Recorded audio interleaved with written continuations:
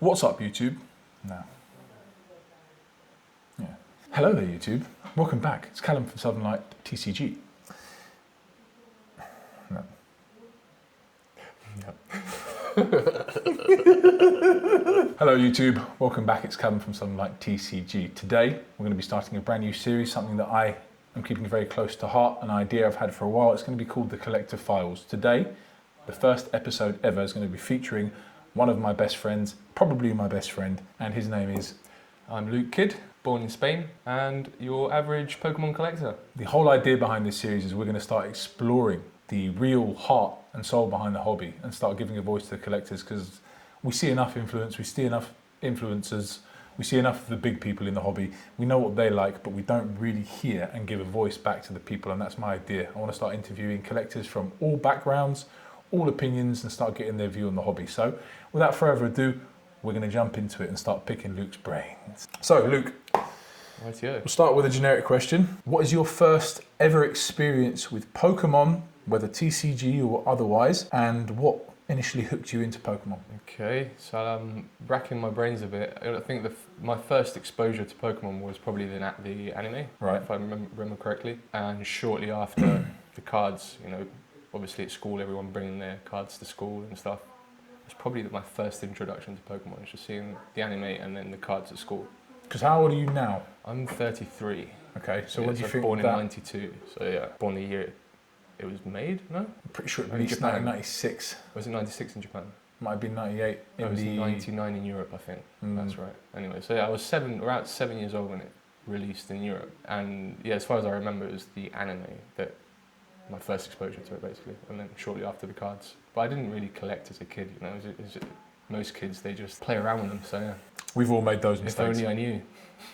So, what was your first experience with the Pokemon TCG? My first experience with TCG was, again, probably back in the day when I was very young, but again, not a collector back then.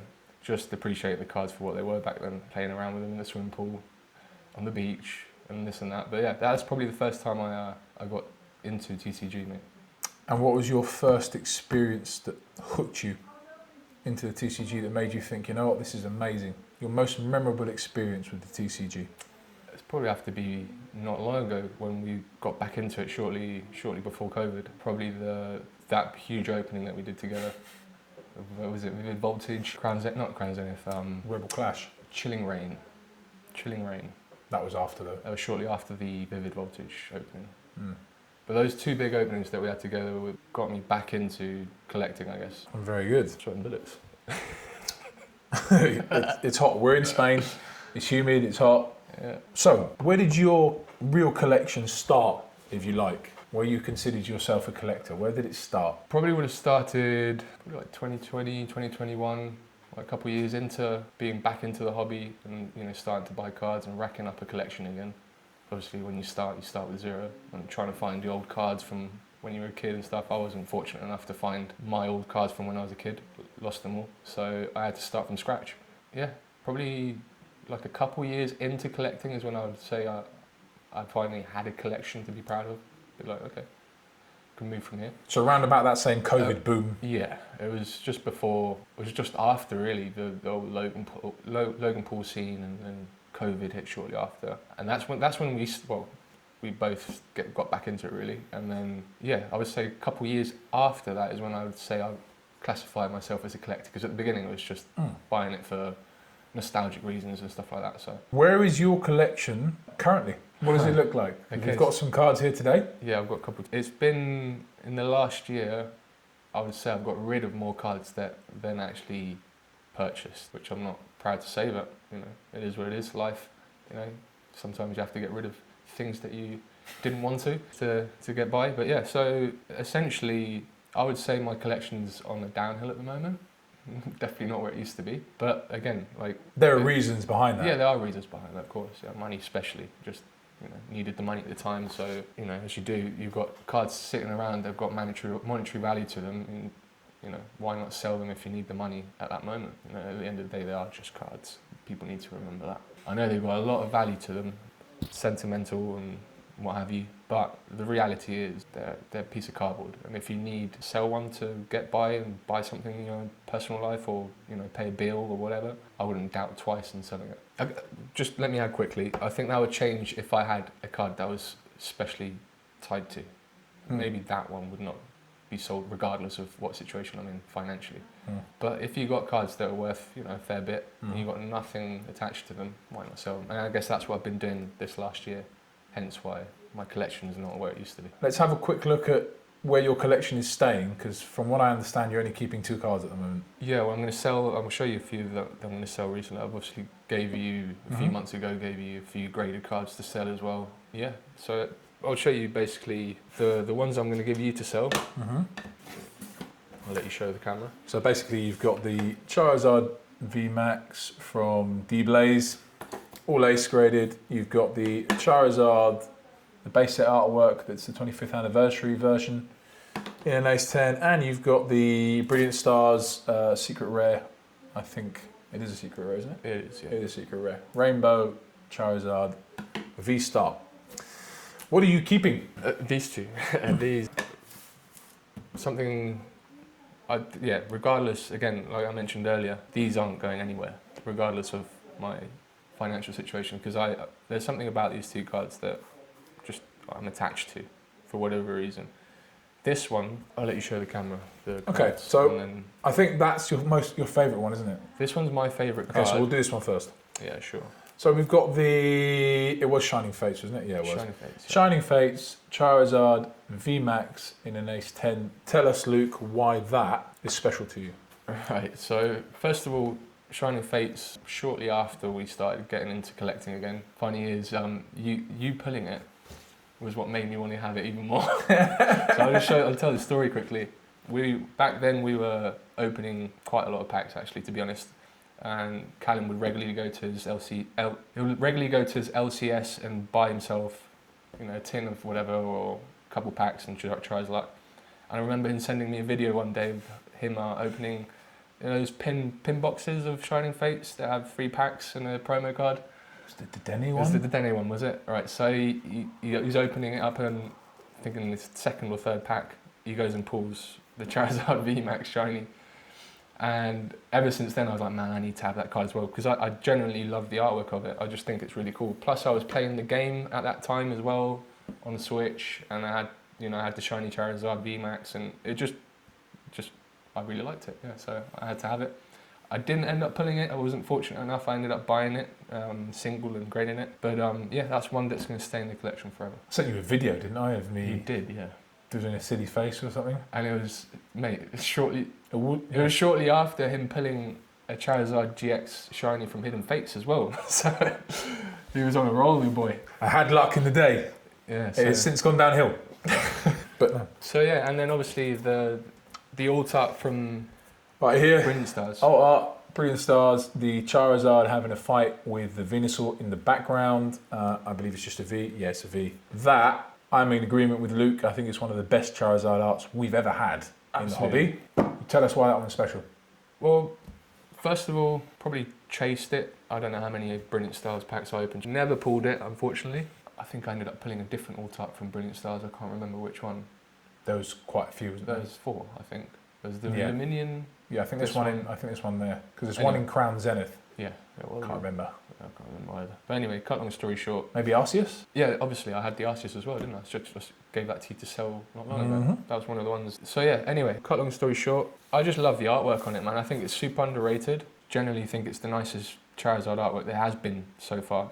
Even to, the Charizard 151 special illustration, where I think this one's better, personally, art-wise. Maybe what lets it down a bit is that the Charizard, you're viewing it from the back instead of the front, I guess. I don't know, there's mixed opinions on this card. Some people love it, some people don't see much about it, but the fact he's fighting Venusaur as well, I think it's cool. And it's a very hard card to pull as well, obviously. I never pulled it, so again, I was very lucky to find a very good deal on it. Picked it up, graded it, and it got a 10, so happy days. But there's an emotional connection to that card. Yeah, I would say so. It's my first big, Charizard card that I ever had since collecting again. So yeah. Very cool cards. Thank you. A bit of a difficult question What is your current view on the TCG market? Right, so that is a tricky question to answer. I guess depends how we look at it. But from a personal standpoint, well, like recently not been too involved in the hobby for X and Y reasons, but I have been since the release of Scarlet and Violet. Things didn't feel quite the same. People getting into the hobby for the wrong reasons, and obviously, people get attached to the value of the cards, and I understand that, but there is more to it than just what a card's worth. And I think nowadays, that's what's really been predominantly displayed everywhere. Like you look at YouTube nowadays, any big YouTuber is pushing the price of the cards on their thumbnails and stuff like that. It's like, yeah, I get it, but dude, there's so much more to the hobby than just to make money out of it. So that's one of the reasons I kind of hit the handbrake on collecting. Apart from not really enjoying the artwork side of this, the ones they're coming out with recently. Prefer the alt-art versions they had in Sword and Shield, but that's personal opinion again. I think the current state, in my opinion, not so good. Hopefully change, and it will take an effort from everyone to change, especially the big YouTubers, to stop pushing so much the fact that, or the monetary value of the cards, and more the other reasons why people collect cards, I guess. It's not just for the money. If that makes any sense. I'd say so. What do you think the future of the market is? Well, if it carries on the way it is now, there's not going to be much room for the average collector like me, to be honest. It's going to be full with, big fish, people that can afford buy whatever the card they want, and that's what I personally think. If it carries on the way it's going now, so, and the prime example is you just can't get, at least here in Spain, I don't know what the situation is in Europe or America, I'm guessing it's probably worse, but you can't get product for a reasonable price nowadays. Never mind, going to a local store and trying to pick up something there, they're 2xing the values normally on certain things. So you end up buying singles, and then that takes away from the fun of opening packs and blah, blah, blah, blah, and then you end up just the cards you want, which is not a bad way to make a collection, but I guess what I'm trying to get at is Pokemon, you're meant to open a pack and enjoy the experience of opening a pack. If you get something, it's a bonus. That's what I'm trying to get at, I think. It's becoming less accessible to buy, open, enjoy it. Exactly. Without breaking the bank. Absolutely, yeah. Last deep question before we move into some more fun stuff. If you had the power to change one thing in the market, what would it be? One thing in the Pokemon market, or the hobby in general? Whatever you want, really. That's a good question. What would I change? I guess I would, easy answer, I guess. Make distribution cheaper. I'm not sure if it's distribution's problem, but definitely make it cheaper, more accessible, man. Like there's no reason for the increase in price that we've had over the year or two, I believe. It's just... You think it's got out of hand? It's got out of hand, yeah. For sure. And I'm not sure if it's distribution, that the Pokemon company that's getting greedy, if it's, I don't know what the problem is really. I wish I knew, but the fact of the matter is that 2 years ago you could go and buy a booster box for 90, 100 euros. Now you can't get one for anything under 180. So you're talking double the price it was 2 years ago, man. Pretty much. And then you look at the price of singles, everything's kind of stayed. I mean, some of them have gone up. You're not guaranteed to make your money back, obviously, as we all know. So it's a huge risk, man. Spending 180 euros to have some fun and open some packs.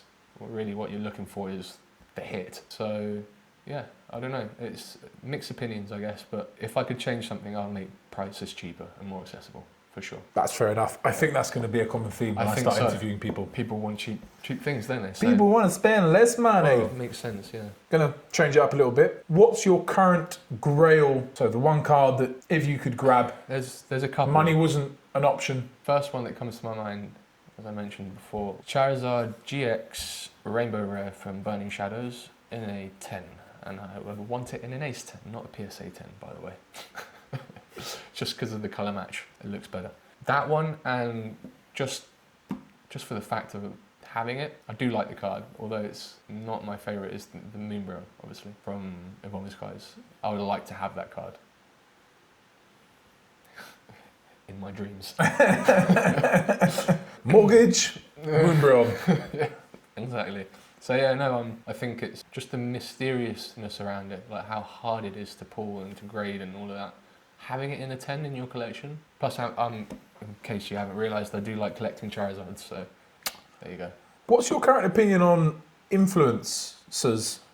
What's your current opinion on influencers or YouTubers in the space? I'll be honest, I don't watch them much anymore. I used to follow all of them.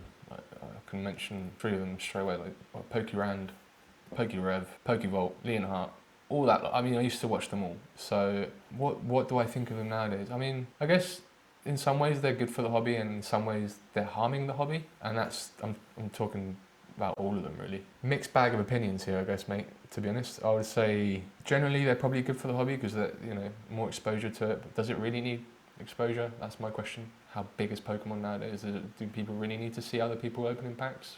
Is it a necessity?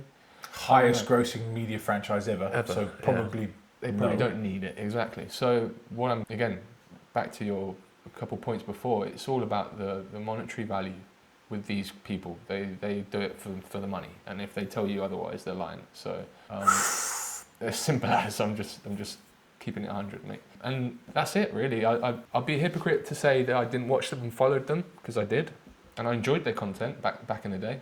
But nowadays, I just don't get anything out of it. To be honest, I don't watch them anymore.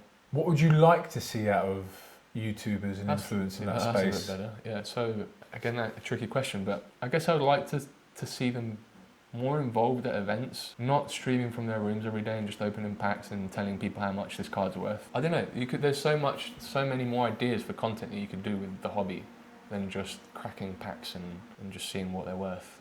Like this one. For example. Haha, make it a bit more fun now. All right, then. Your top 5 Pokemon ever, starting from 5 the lowest, working your way up to the best Pokemon ever in your opinion. That's only 1,000 plus. Exactly. And I'll be honest, it varies every year. Like each year I've got a different top 5, man. But where are we now? So right now, I could tell you my favourite Pokemon of all time is Arceus, and that's probably like... Oh, so we're going straight to the top? Sorry, so do you want to start Oh, from well, 5? we've ruined it now. We've got to go to the top. I'm joking. So stay at the top and work down. Okay, we'll go from 1 to 5. So it would be Arceus, Rayquaza, Ho-Oh, Lugia, and what would be 5? Probably Charizard. I have to have Charizard in my top 5 for sure. So there you go. Okay. Yeah. Cool. Mostly legendaries. Mostly legendaries, just the one... Yeah. Charizard, yeah. I like my legendaries, guys. Yes, he does. Likes his legendaries and mythicals. Yes, sir. What's your best pull ever? Right, so it has to be the 151 Charizard, for sure. And I was lucky enough to pull it not once, but twice. The first one was out of an ultra premium collection box, which was broken, that box, I admit. Like, I've never had an opening like that in my life. I literally ran out of breath with how excited I was getting. Like, literally, it was pack after pack after pack, just pulling bangers. I got the Blastoise special illustration rare first, and I was like, oh fuck, well that's the special illustration rare gone in this box. I'm not getting the Charizard. Pulled a few illustration rares, the Pikachu from 151 as well. Got a few full arts, Alakazam, Blastoise full art as well, which I ended up giving to you. And then I think it was the second to last pack. Bang, there it was, the Charizard 151 EX flying over the mountains and what have you. So yeah, that was probably the biggest pull I've had so far, if you want to count it with like monetary value. But if I was sentimental value, I've got different cards that I've probably pulled that mean more than that, I think. But that's the one that made me the most money, I guess you could say. He pulled it twice. And sold it twice.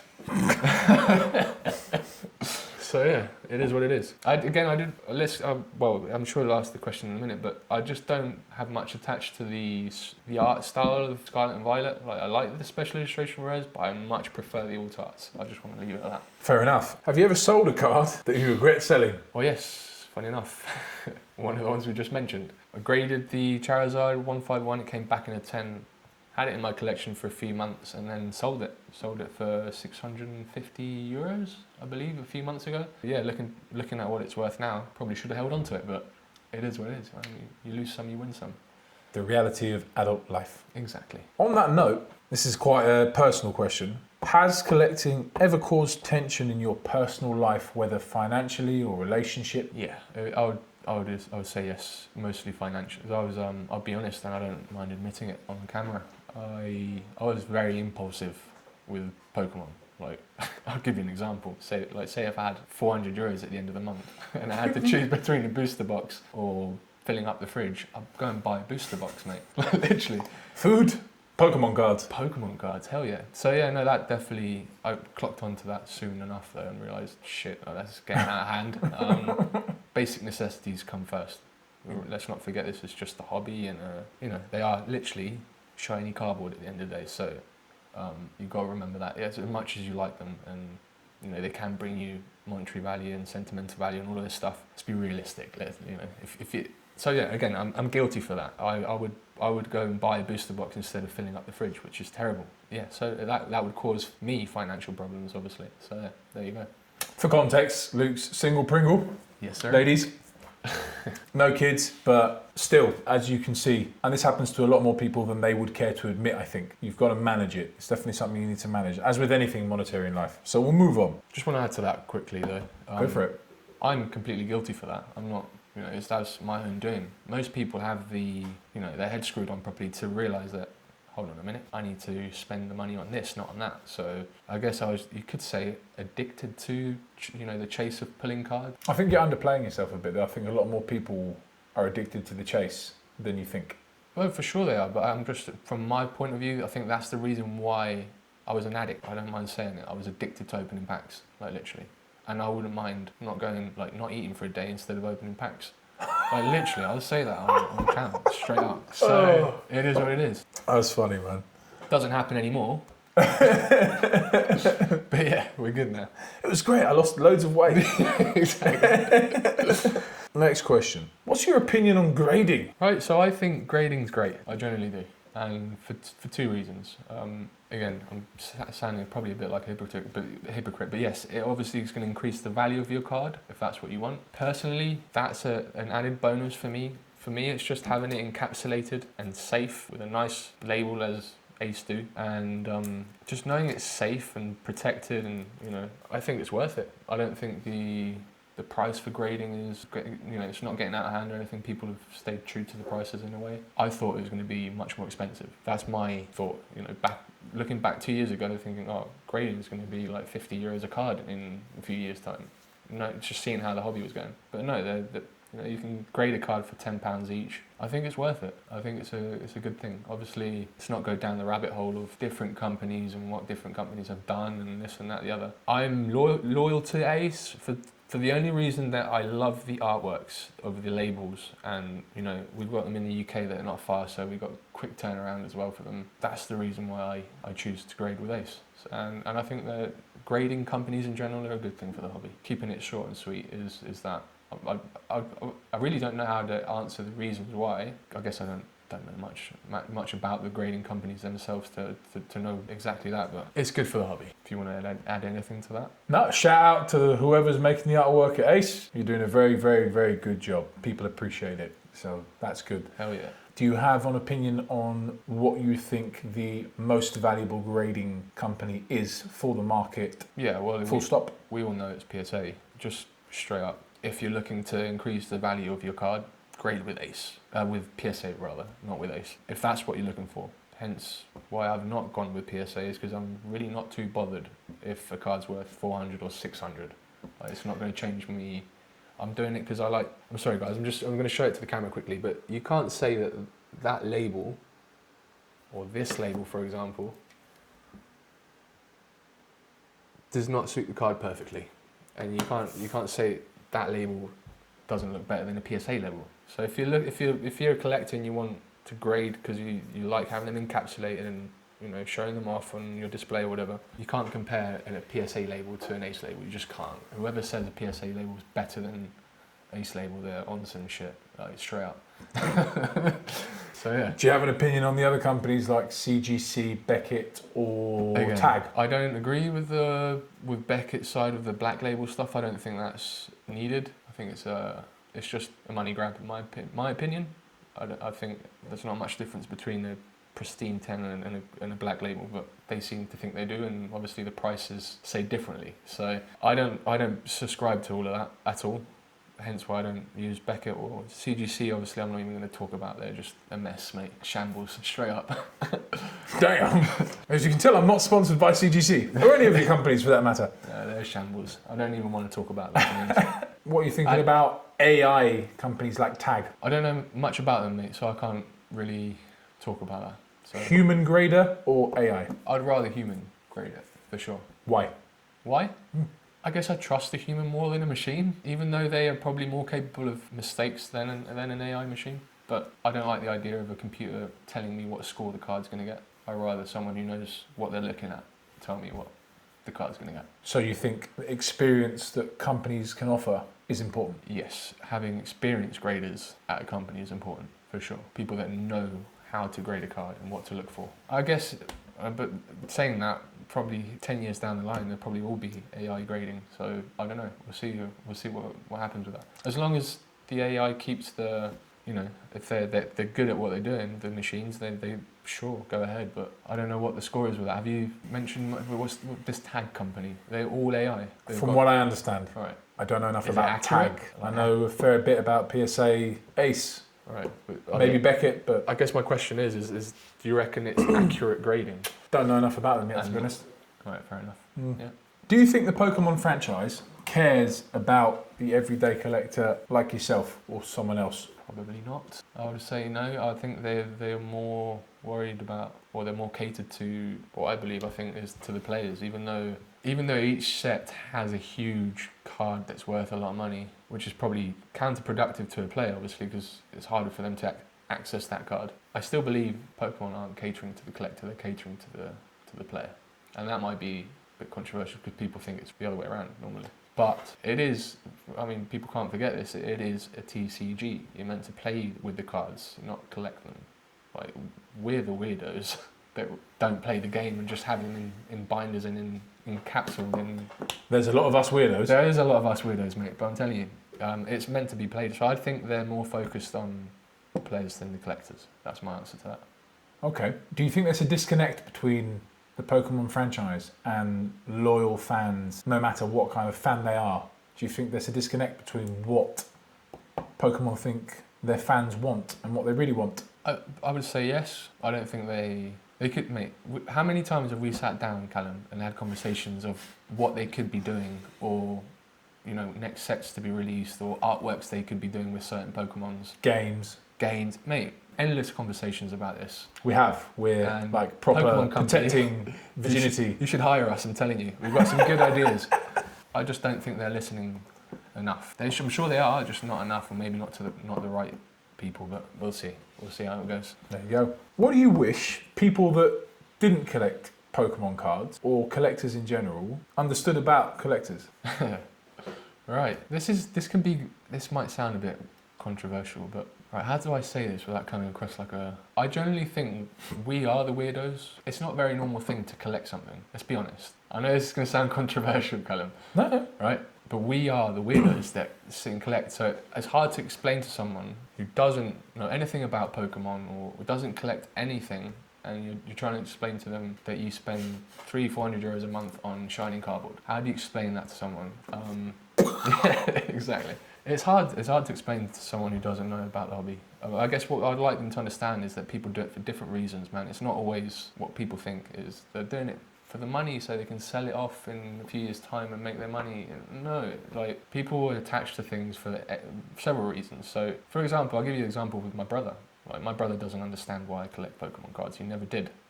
Like, as soon as I got back into it, he's like, oh, cool, but why are you spending money on these things? It's like, it's hard to explain. Deep down, he's probably right. I just need to be honest about that. I probably should have spent my money elsewhere, but I chose to spend it on Pokemon cards, and that's what it is. So, do you think a good summary would be that there are just some people that get it and some people that will never get it? Yeah, no, there's definitely a divide there, 100%. There's the collectors and the non-collectors, man. And the non-collectors are never going to understand why a collector spends so much money on a certain thing. It's just the way it is. You're just born with it. I guess so, man. Yeah. You're either a nerd like us or you're not. Yeah, simple. What do you think is the biggest negative right now in the hobby, although I think you may have covered it? Yeah, I'll probably go back to one of your first questions with, just the monetary value side of things. Like, people just getting into it for a quick buck, or that's what's killed it for me recently, I'll be honest. Like, I've seen too much of it, I guess. I knew it was always been about, but it's gone out of hand now, guys. It really has. Like, I just hope we're able to rein it back in and focus on what the hobby actually is. Meeting people, making connections, finding cards that you like, opening packs with friends. That's what the hobby's about. Those moments, not chasing after a card so you can sell it in a year's time for double the price. Like, sorry, but fuck you if you're doing that.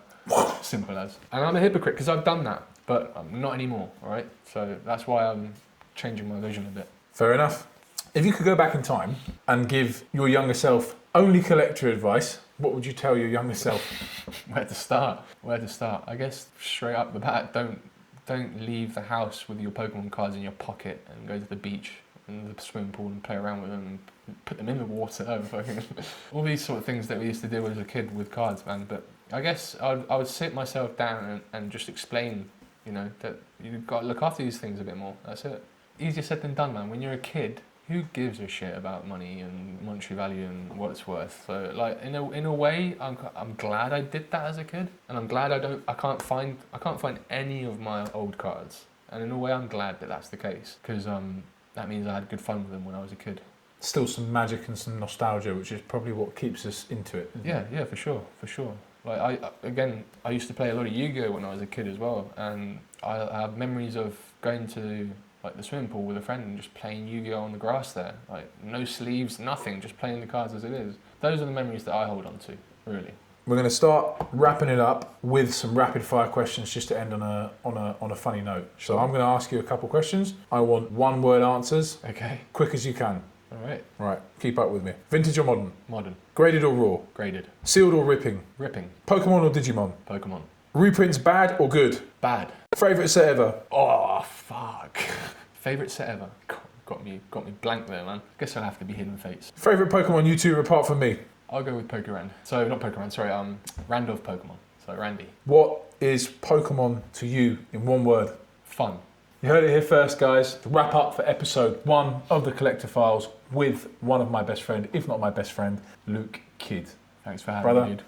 Thanks for doing this with me. Take care, bro. Catch us in the next one! Sweaty old hands, man. That's good.